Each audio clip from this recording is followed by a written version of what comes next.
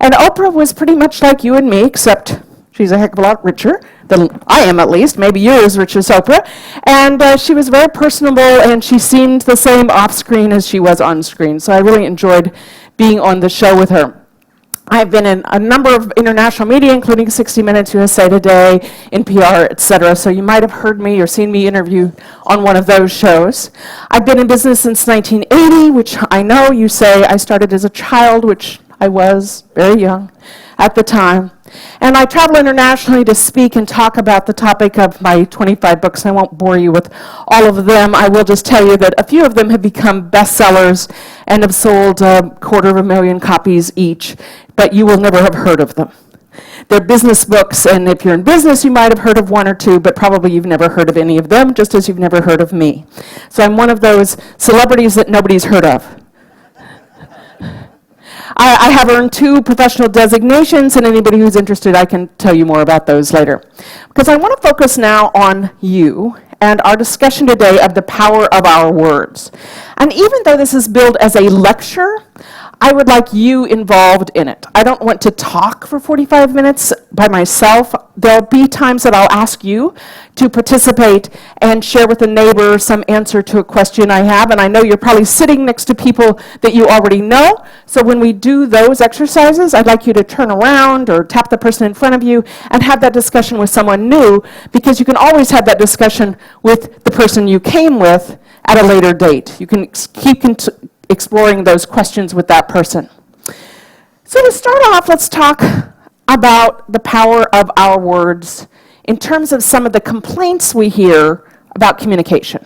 So have you ever complained that someone communicated too clearly? No, of course not. Have you ever complained that you received too much positive feedback? No. And have you ever complained that you received too many compliments? No. Oh, yes, you say yes. Most of us say, bring them on, give me more compliments, give me more positive feedback, and yet we don't do that enough with the people that we care about in our lives. Words are so much more powerful than we give them credit. I believe it's because we say so many words in a day, we don't think about the weight of those words before we utter them. They just come out of our mouth. In fact, one of the questions I want to ask you is, how are you using your words?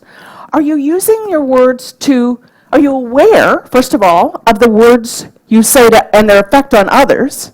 And secondly, do they just fall out of your mouth?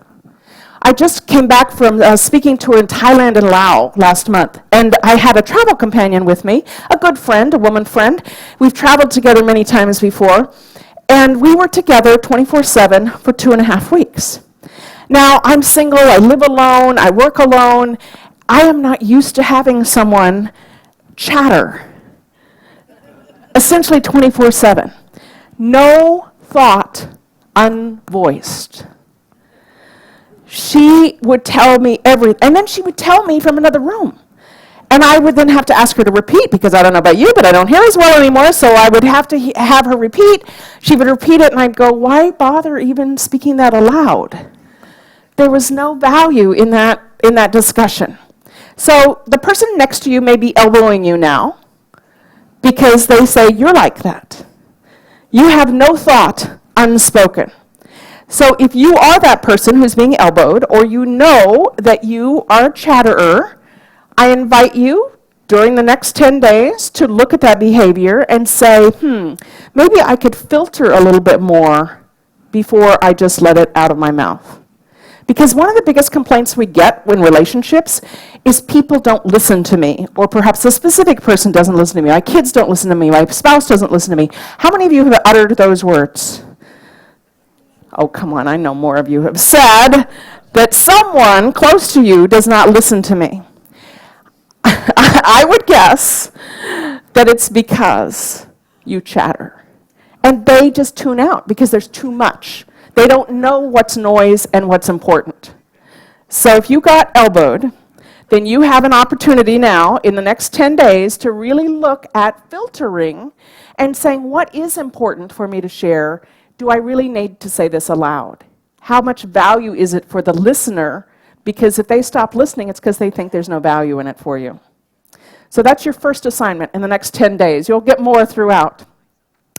Sometimes we utter things. I know I do this. The old foot and mouth disease. Anybody else share that? Where you say something and you go, oh, yeah, how did I say that? Oh, my heavens. Okay, more elbowing going on, I see. Well, I remember when I was on the receiving end more than when I'm on the giving end. So I was in Turkey. I was speaking at a conference, and a gal pal and I went off to one of the Turkish bazaars to do a little shopping. So she's telling me, while we're in this little shop, that her sister has really bad taste. She says she has trailer trash taste. And she's trying to decide which of these pillows to buy her trailer trash taste sister. And she turns to me and says, so which do you like?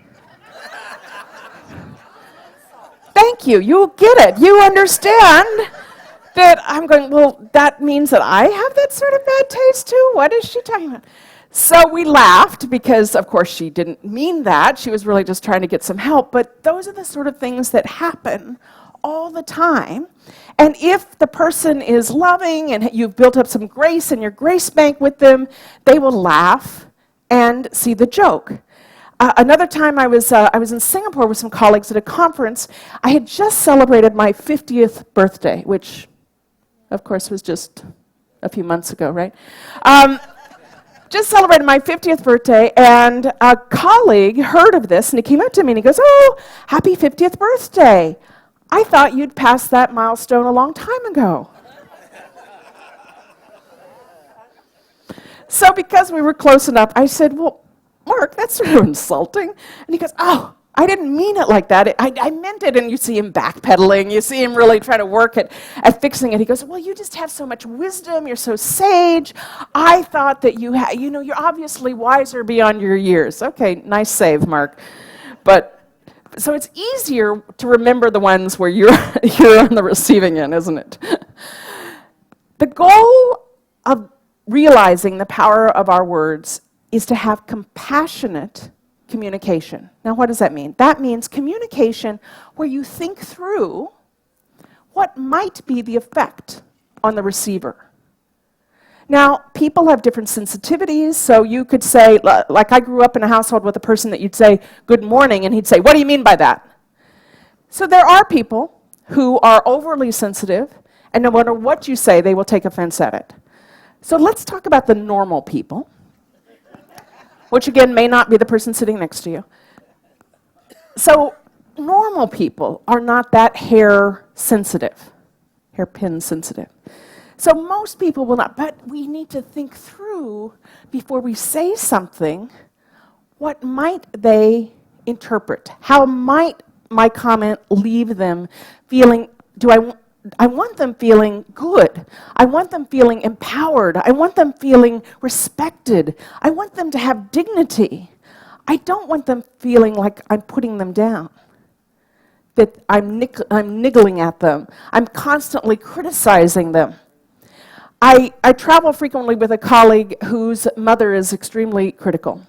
Now, he is the antithesis of this. He's the opposite. You can tease him about his bald spot. He's fine. He just has a great sense of humor and a great vision on life to just take life lightly. So he was on a cruise, I think it was the Royal Caribbean, a few weeks ago, traveling with his 80-year-old mother. Now, one of his fun things to do is he carries a lot of crisp $2 bills. And he tips people with the $2 bills in addition to regular things, but he just likes the awe in their eyes, or the like, wow, that's cool. And he always says, this is for special people. I give $2 bills to special people who've gone above and beyond with service. Well, his mother, being the hypercritical woman she is, said to him, don't give out any $2 bills on the cruise. He said, why not? Well, it's because you just want to be seen as special, and you want them to, it's like grandstanding. You're like bragging, and which is the opposite of how he is. But her comment did affect him a bit, because he was doing something out of generosity, out of grace, out of love, out of caring for the person receiving the $2 bill, and all she could see was the negative.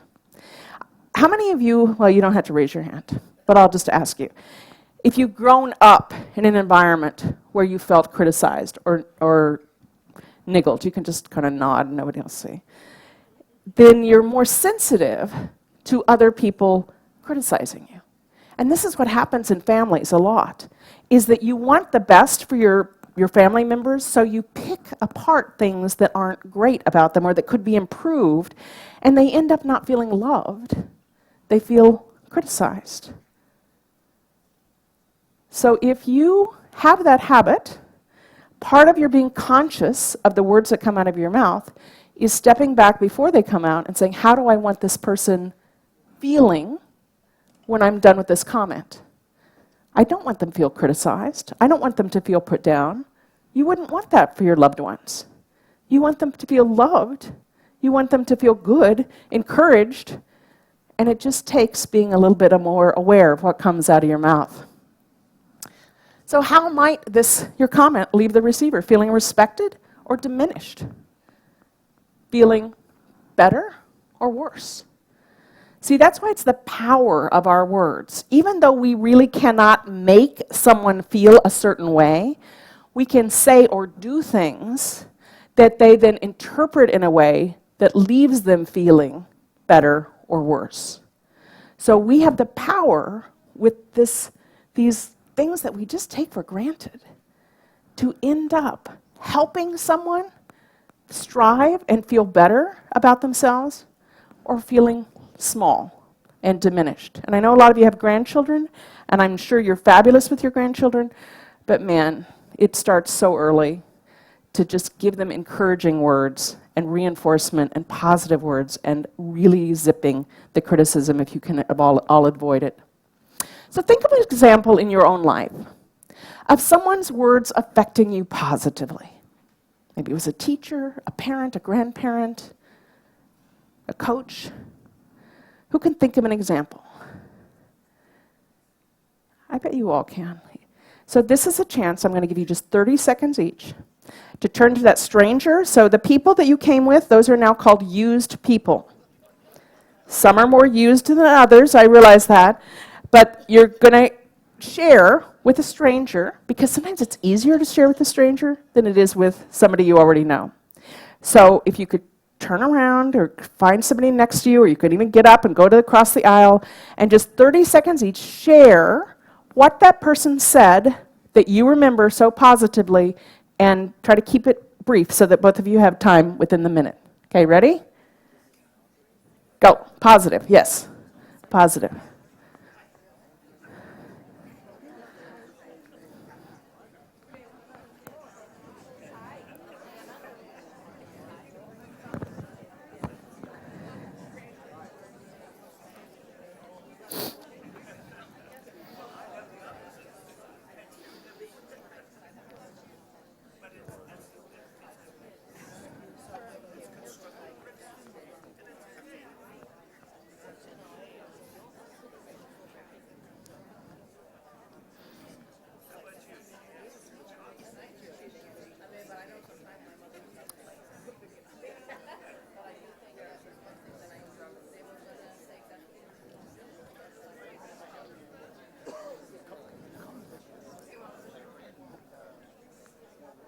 Switch if you haven't already, please.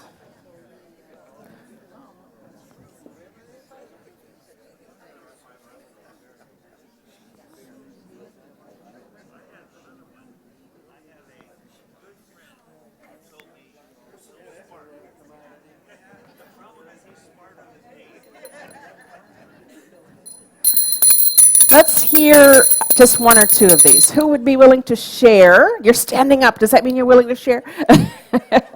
Who'd be willing to share with us just that short example of some words that affected you positively? Yes, please. I was the oldest of 5 kids. I'll repeat it for everybody. She was the oldest of 5 kids. And I decided I wanted to go, I had worked a year. She worked a year. And then I decided to go to college. Decided to go to college. Because I'm the oldest, there were 4 kids behind me that needed, Right. My parents said, we will support you if that's what you want to do. Okay. Help you financially, we'll do the best we can. All right, excellent. So she wanted to go off to college. There were 4 other kids to support at home, but her parents gave her positive encouragement by saying, we will support you in your college endeavors. Excellent. Thank you for sharing that. One more. Who else would share? Okay, great. And then we'll come back. We'll do a third one. Go ahead. There was a gentleman that lived a couple doors down from us, and he was just a really good friend, and he was on his deathbed.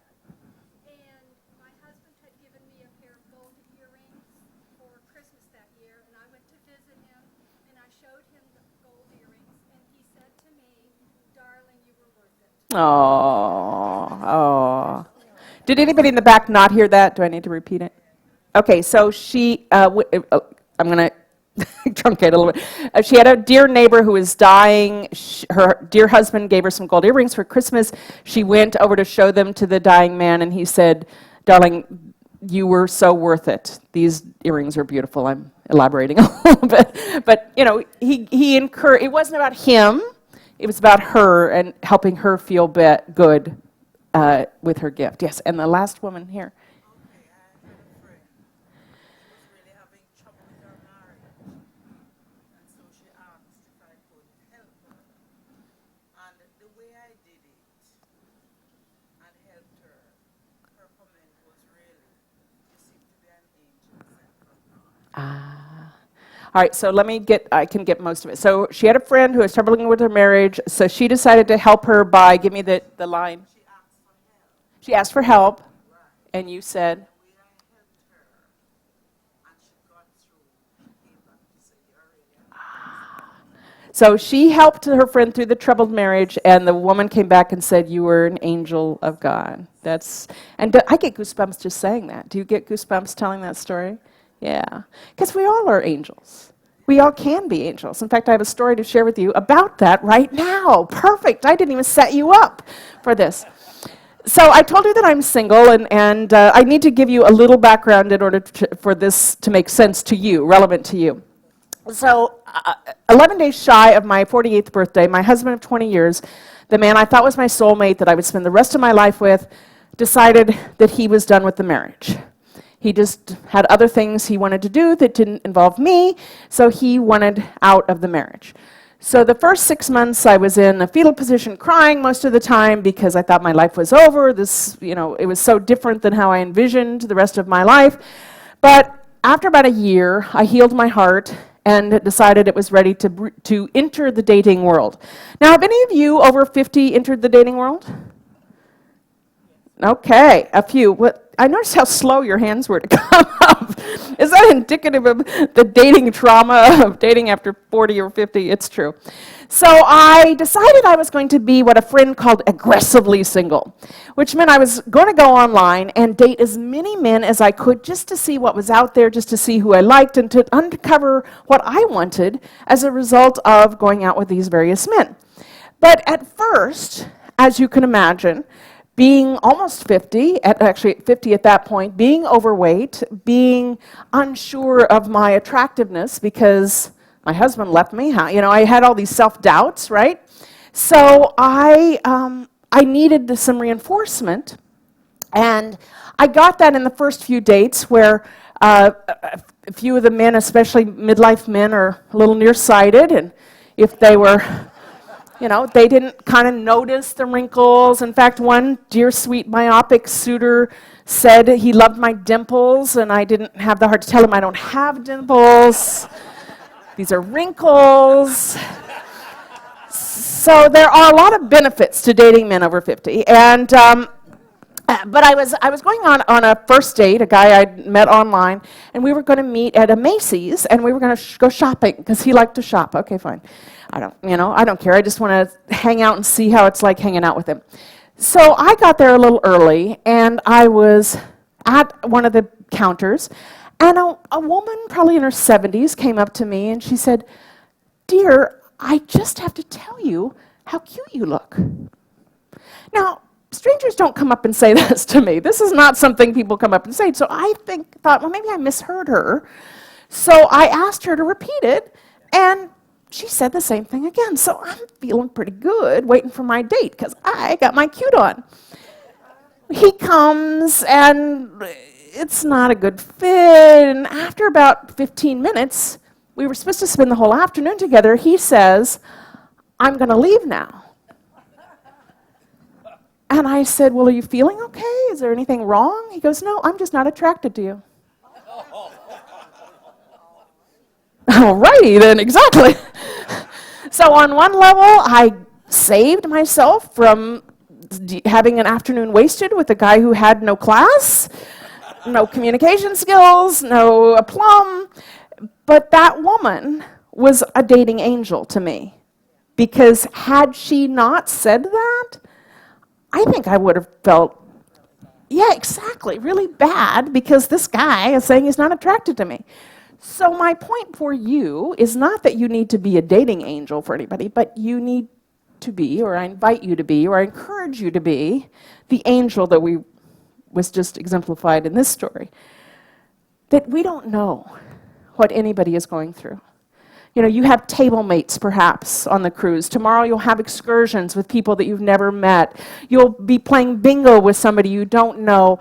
You have the chance throughout this cruise, not only with your loved ones, but with all the people you meet. In fact, that's kind of why I like you to talk to people that you don't know. That's one of the reasons I have you do these exercises, is because then the next time you see them, you can say something positive to them. And I'm from Kansas originally, and I encourage you to not do what some of the farmers would do in Kansas, which would be to give you a backhanded compliment by saying things like, you don't sweat much for a fat girl.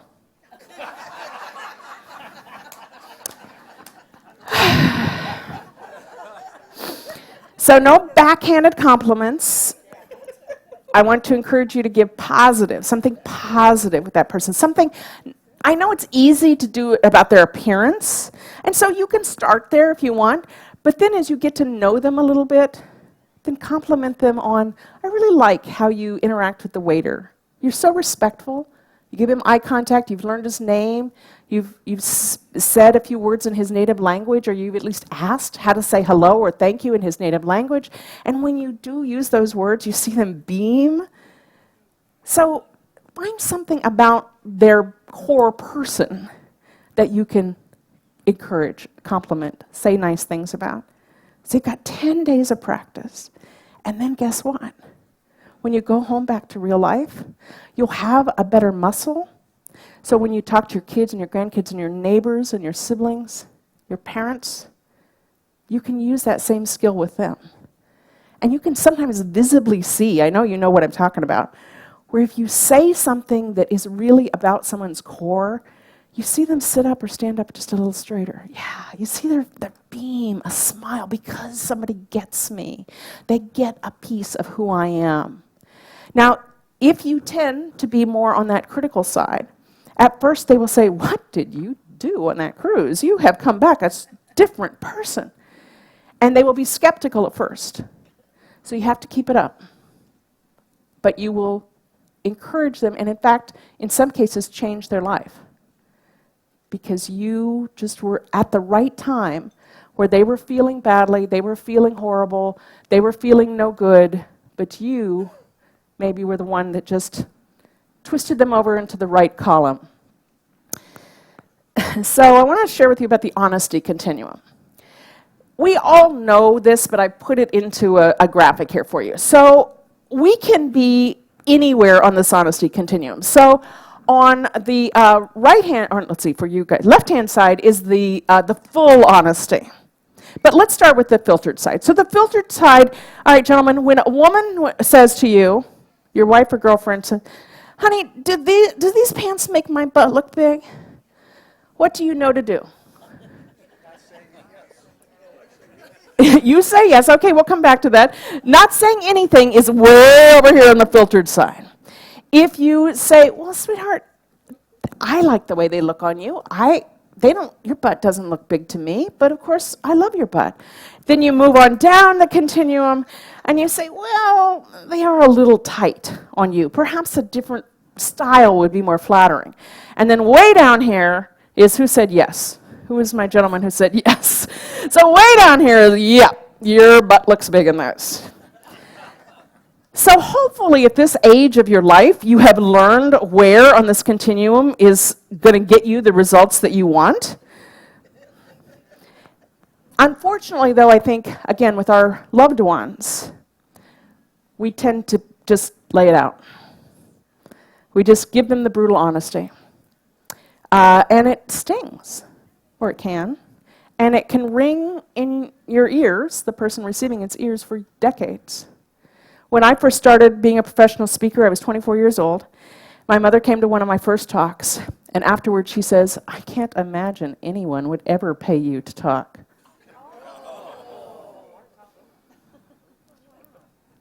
I remembered that for decades. Because, oh wait, I have one more thing before, good. So you can modify, you can skew the truth. I'm not asking you to be manipulative, I'm not asking you to lie, I'm asking you to be politic or diplomatic. Because we can shape the truth to how we think it's going to best land with that person. So I want to give you an example. About 5 years ago, I went to London. I don't know if any of you remember what was happening in London, but I wanted to go to London and go to a wedding, or at least go to the festivities around a wedding there. Do you remember that? So I did.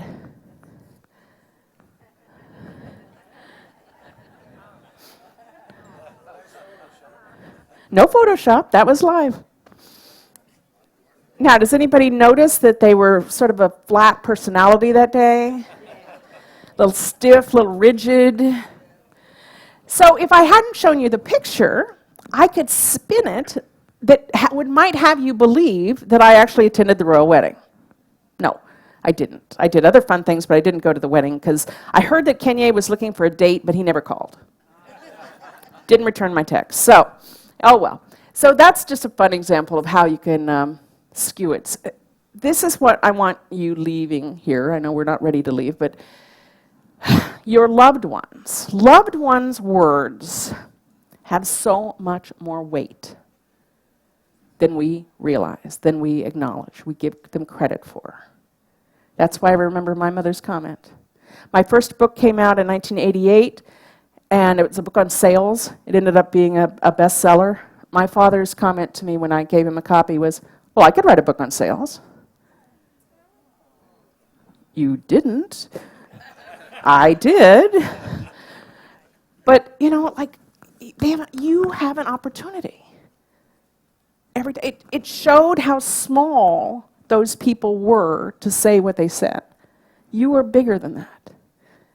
So you take that, the bigger side and say, you know, it's not about me and my ego, which was what was happening to my father. His ego was threatened because I'd accomplished something that he hadn't. Put the ego aside. What can you do to help that other person feel better?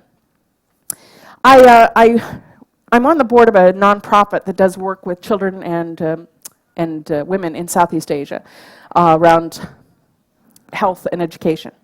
So we were visiting our projects one day, and this little cherub, this 3-year-old joyous little boy, came bounding out, and we brought toys for the kids, and we're playing with them, and he is so joyous. He's running around. You know how 3-year-olds are, right? So we asked his story, and the woman who ran the group home where he was living said his parents lived in the Golden Triangle between Myanmar, Thailand, and Laos, which is known for its opium growing. And his parents lived in a village there.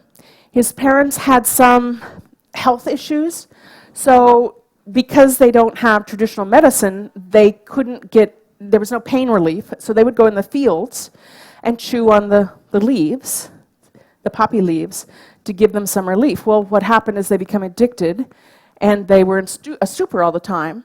So his 3 older siblings would be in the trash bins and begging from the other villagers who would feed them, and the parents couldn't take care of these children.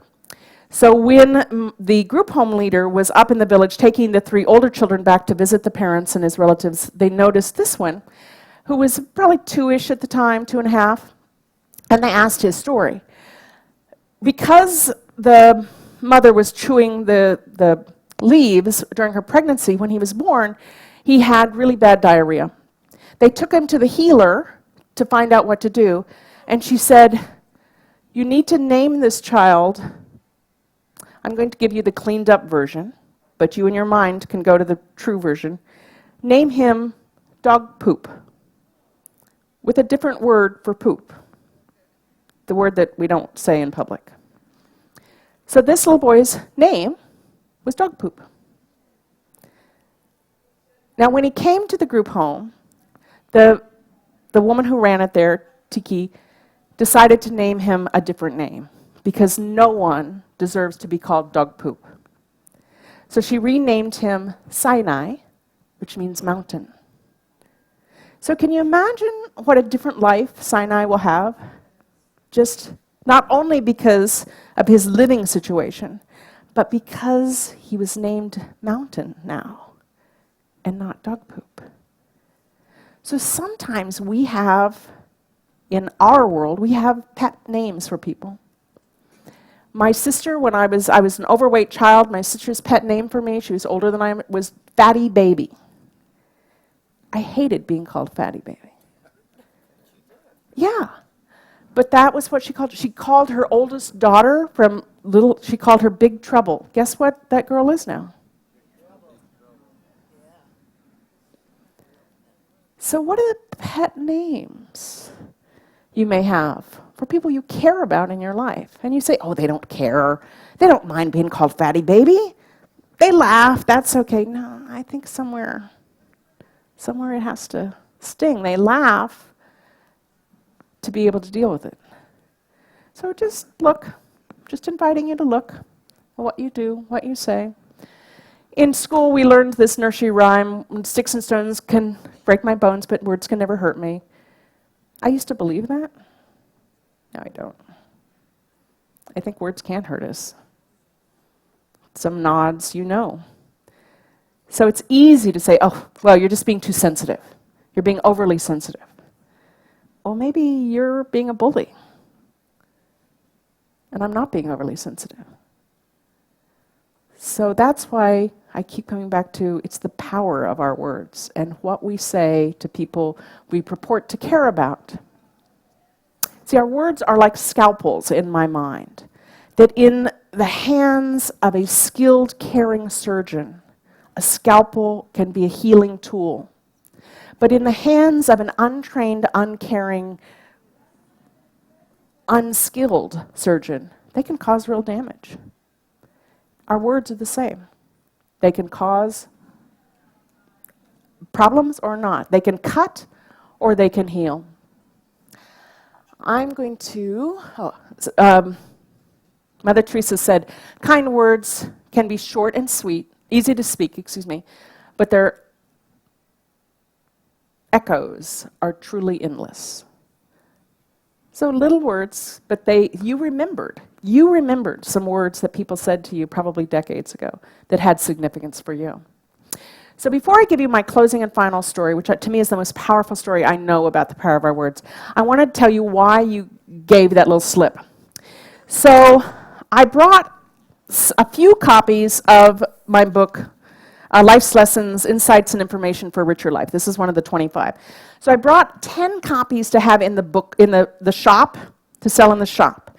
So we cooked up this game that you're drawing. So every time you come to one of these lectures, you will add another thing in the thing. And then at the end, on our last day, we'll draw and I'll autograph this to whoever you want. All right, so we want to encourage you to come. We want to encourage you to bring more people. So that's what this is about. And if you want to get an autographed copy from the shop, just find me and I'll autograph it for you. And then if you win, you have some to give. You have one to give to a neighbor or a friend or a loved one. A lot of this talk is in that book. So my final, and if any of you care, there's more articles on my website. So my final story is about a high school friend named Dave Mulligan. Now, in high school, I had this not so subtle crush on Dave because he was tall, blue-eyed, blonde hair, beautiful man. He was an athlete, so he had a solid body. He was a swimmer, so he was, just nice muscles. And I even volunteered to keep score for the swimming team so that I could watch him in his Speedos. I know, it's not pretty thing to admit. Well, I lost track of Dave. And then on our 10th year reunion, I got to see him again. Now, Dave had, in the interim, moved from Silicon Valley, San Jose, up to Lake Tahoe, where there's lots of skiing and kayaking and outdoor sports. So his already muscular body was now even more muscular because he was in construction. He just was very physical. So I hate to admit it, but when I hugged him hello, I clung a little too long, I'm sure. But Dave was always a good sport. He never made me feel bad for having this crush, which was pretty obvious on him. So I didn't hear from him again. After the reunion, he sort of fell off my radar, didn't hear from him again, until about 5 years later. I heard that Dave decided to take his first parachute jump. Now, Dave is an adventurer. He was muscular, as I just said. So when he was ready to land in the square that they had identified, he noticed that in front of him, if he went too far, was the building where they had trained in. He didn't want to land there. Over to one side was the parking lot with all the cars, couldn't land there. Over here was a lake. He didn't want to land here. And back here was some barbed wire fence that he obviously didn't want. He needed to land right here, and he was about 40 feet from the landing spot, and he was drifting a little bit. And so he said, I need to come down now. The instructor had said, if you want to come faster, just pull on the chute, the strings on your parachute, just pull on them, and it will let air out of your parachute, and you'll come down faster. Well, because Dave was so strong, he pulled, and it immediately collapsed the parachute. It fell 40 feet straight down. When he landed, he could not feel his legs. Rushed him to the hospital. They did some operations. He had, if you're a surgeon in the area, please correct me afterwards, but I think it was a collapsed vertebrae. So he couldn't feel anything from his lower extremities. They put him into the hospital, tried to do physical therapy, etc. He declared, after a few weeks, that he was going to walk out of the hospital. The doctor said, excuse me, you'll never walk again. He said, I'm going to walk out of this hospital. The doctor had him see a psychiatrist because he said he was in denial. Dave was resolute, though. He was sure he was going to walk out of the hospital. He enlisted in his dream his physical therapist, Helga, who said, wiggle your toes, Dave, wiggle your toes. Every day, then, Dave practiced wiggling his toes. Every day, and nothing happened. But he said 8 hours a day, I practiced focusing on wiggling my toes, because if I could wiggle my toes, then that meant I could build a neuroreceptor, another circuit to connect with my toes. 6 weeks he did this, every day, 8 hours a day. Tried to wiggle his toes, nothing. Then one day, his big toe wiggled. Yes! Another 6 weeks of rehabilitation. He walked out of the hospital with the aid of crutches, but he walked out of the hospital. Now, 20-some years later, he recently remarried. He has a beautiful daughter in college. He regularly surfs. He lives in Hawaii. He's in construction. He has a great life. And he would have had a much different life if he hadn't listened to Helga's words, repeated day after day, Dave, wiggle your toes. That's the power of our words. We can have that effect on people. See, we can choose to have our words be scalpels, to cut, or to heal. It's all before you open the mouth. What do you choose?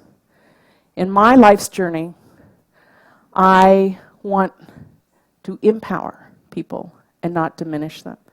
Coming from a family where diminishing was the norm, it takes great practice to not say diminishing things to people. I've gotten much better. I'm not perfect.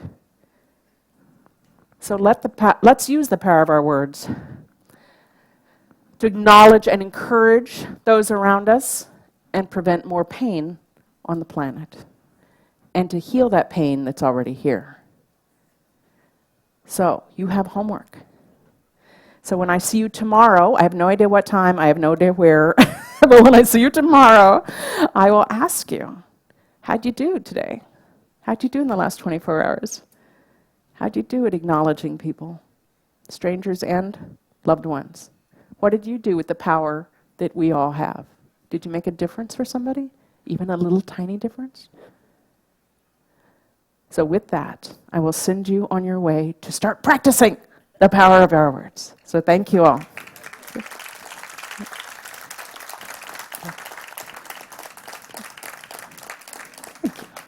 Go. You're welcome. Thank you. Wichita.